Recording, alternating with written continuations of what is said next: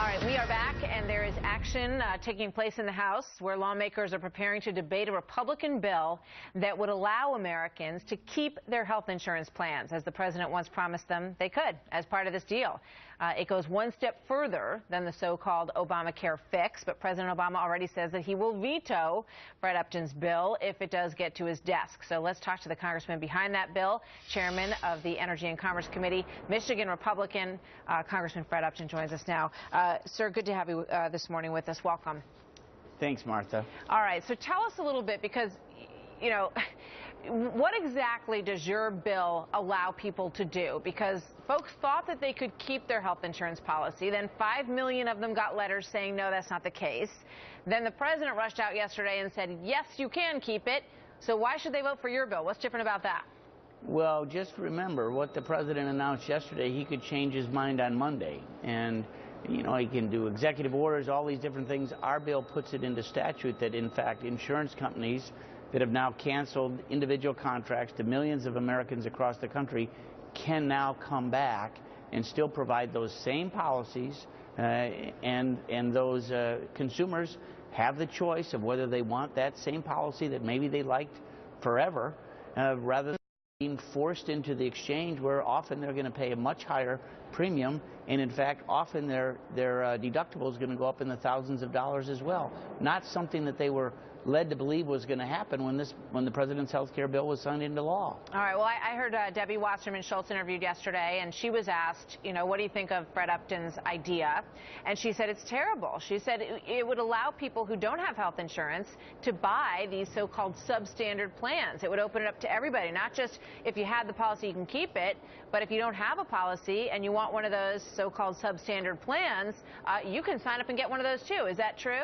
Well, why not allow people more choices or options, particularly as it relates to their own pocketbook or to their own health care needs? What's the matter with that? That may be a good question. A lot of folks might say that plan is just fine for me, and that's the one I want, and you're offering them that choice. But the problem is the president has already said, even if the House Republicans pass it, which you probably will be able to do, that he's going to veto it. So one of the big questions out there is how much Democratic support is there for your bill in the House? Because now we're learning they're coming up with an alternative, an Upton Light or a Landro Light is what it's being called in the breaking news moments ago. Well, I don't know what their plan is. Last night I knew that they were allegedly working on something, but even the Democrats didn't know what that was going to be. No one's actually whipped this at all. Yes, we think that we have the votes to pass it. We're going to get a good number of Democrats. My guess is probably in the neighborhood of about 40. But at one point earlier in this week, it looked like we were going to get 100 Democratic votes. And that's when the president decided to actually do something. So he was content for this broken promise to continue to have legs and just mess up the lives of millions of people. And what our bill did was it brought it back, brought the attention back, and yes, we can solve this issue for millions of folks who have found that their premiums are going up double, triple, even 400%, and being stuck with a policy that frankly they don't want, they can't afford, and they want to retain the choice that they had, which was really, when you go back to the debate back in 2010, I don't think it would have passed had they not been able to make this promise that we know now is really not accurate. Wow, so you're saying you had, Democrats obviously have been very nervous this week because they're afraid they're going to lose elections based on this, having stuck up for the bill. The president himself said, you know what, I know you all are in a tough position, I feel bad about that. So you think you had 100 Democrats who would have voted for your bill, and that is what sent the president scurrying to the podium yesterday to try to staunch that damage. Politically, I can understand that, but if I'm at home and I've got a letter in the mail saying that my insurance is gone, I'm saying, you know what, I don't care what's going on both sides of this. What is actually going to happen to me and my policy? Am I going to be covered or not?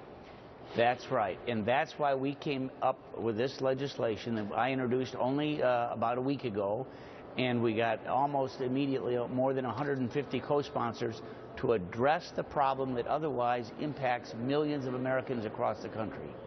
But does yours have teeth? Would yours actually force the insurance companies? Because they're saying, no, it's too late. We've already taken those away. We're coming up with new things. Too late. It doesn't mandate that the health insurance policy has to be granted again, but we acted literally within 5 or 6 legislative days. It allows the choice. You know, individual states can make those decisions, but we're trying to give as much time as we can once we learn of the problem to allow those things to, in fact, go forward and be able to resolve some of the folks' needs. I gotcha. Congressman Fred Upton, thank you very much for being with us today. We'll be watching. Thank you, sir. Thanks.